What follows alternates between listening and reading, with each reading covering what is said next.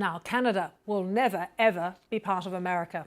Those were the words of the country's incoming Prime Minister, Mark Carney, who won a resounding victory in the race to succeed Justin Trudeau. He promised to win the trade war against the US, and he hit back against Donald Trump's threat to make Canada the 51st state. Mr Carney, to remind you, is the former governor of the Bank of England. He has never been elected as an MP, let alone served in a cabinet post, but received 85% of the vote to be elected as the new leader of the governing Liberal Party. He thanked his supporters and said he would ensure the party continued to stand for fiscal responsibility, social justice and international leadership. In his speech, he also said the country, as I mentioned, would never be part of America in any way, shape or form. These are dark days. Dark days brought on by a country we can no longer trust. We are getting over the shock, but let us never forget the lessons. We have to look after ourselves, and we have to look out for each other. We need to pull together. Our correspondent John Sudworth was in Ottawa as Mr Carney's victory was announced.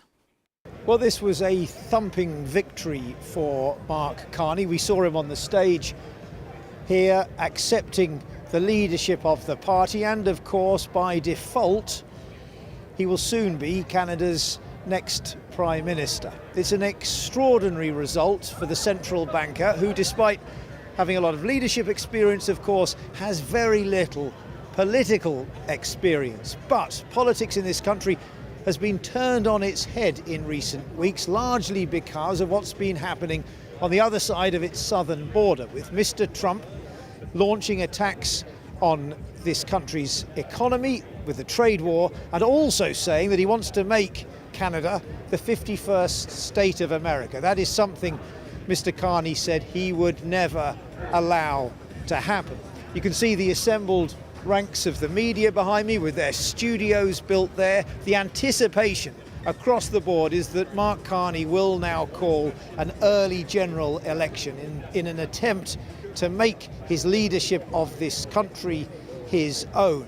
He still faces an uphill struggle. The Conservatives are leading in the polls, but that gap has been narrowing dramatically recently because of that geopolitical dynamic. A party that once seemed tired after 3 terms in office and facing mounting public anger over the cost of living suddenly feels very optimistic. And this upcoming election will be one that is just as much about sovereignty as it is the economy. And that is in large part because of President Trump. On Sudworth there in Ottawa, let's speak to Drew Fagan, a professor at the Monk School of Global Affairs and Public Policy at the University of Toronto. Drew, good to see you again. So Mark Carney, really the man of this particular moment. Can you kind of flesh out a bit more for us the environment in Canada at the moment with this trade war that's taking place with the US and these threats constantly from President Trump to make Canada the 51st state? Well, it is an extraordinary time. We expected challenges after Donald Trump was reelected in November, but nothing like this. He's upended the free trade agreement that we've depended on for decades. Both of us have benefited from it, both countries, and he's gone further. He's essentially said that he's looking to annex Canada, which is, there's history in that, goes back 100 years, 150 years, but nothing in modern times. So the political environment here has completely changed, not just in terms of the political parties and where they stand, but also with the fundamental issue driving the country. Whereas just months ago, it was sort of the cost of living, housing prices, everyday issues like that. Now it's existential. Drew, I've been looking at some newspaper headlines in Canada today, and of course they cover the resounding victory of Mark Carney. But the very next thing they say is, what next? He's promising a plan. What details do we know about what his plan is? Well, the plan right now is probably to go to an election and do so very quickly, possibly within a week, 10 days, almost as soon as he has officially taken power. For one reason, he doesn't have a seat in the House of Commons. He has very little political experience, obviously, except for running for leader, but he does have fundamental experience as probably the most senior technocrat in the country and in Great Britain as governor of the Bank of Canada, governor of the Bank of England. He is viewed in polling as the person best placed to take on Donald Trump. And that is a huge card right now as compared to the Conservative leader, Pierre Poilievre. The Conservatives are still marginally ahead in the polls, but there's no question that the wind is behind the Liberals right now. What are the Conservatives saying? How is Mr. Poilievre playing this right now? Because the attack ads have already started.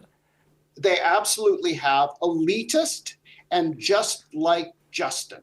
So the view of Justin Trudeau is that over the last decade, he's emphasized and made progress on fundamental social issues like climate change, Indigenous reconciliation, but less focused on the economy. And so the Pierre Poilievre had been expecting to emphasize that. He's trying to tie Mark Carney closely to Justin Trudeau. As I say, the headline is just like Trudeau, just like Justin. But we'll see how successful that is, because given Mark Carney's capacity in overseeing an economy from his previous roles and what he says will be a closer focus on the economy going forward, he'll try to, and possibly successfully, make a real difference between the future under the Liberals and the past. Drew, it's impossible right now to know from day to day what Donald Trump is going to do and what might happen, indeed, with the trade war. How are Canadians handling all of this uncertainty? Well, I think, as we've always been, the idea is we're not nearly as big as the United States. We're a middleweight, and they're a super heavyweight. We need to be resilient, we need to be united, and we need to be smarter in our negotiations. And I think that's part of the reason why people are getting behind Mark Carney, given his global experience. Drew Fagan, great to have you with us again. Thank you so much. Thank you, Lucy.